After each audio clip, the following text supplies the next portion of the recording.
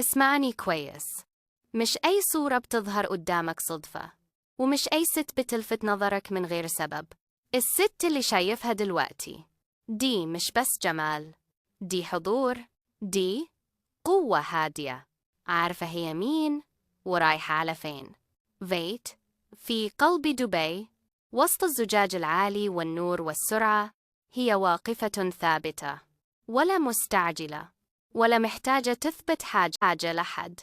جمالها مش في ملامحها وبس، جمالها في ثقتها، في نظرتها اللي بتقول أنا اخترت نفسي واخترت أعيش على مقاسي.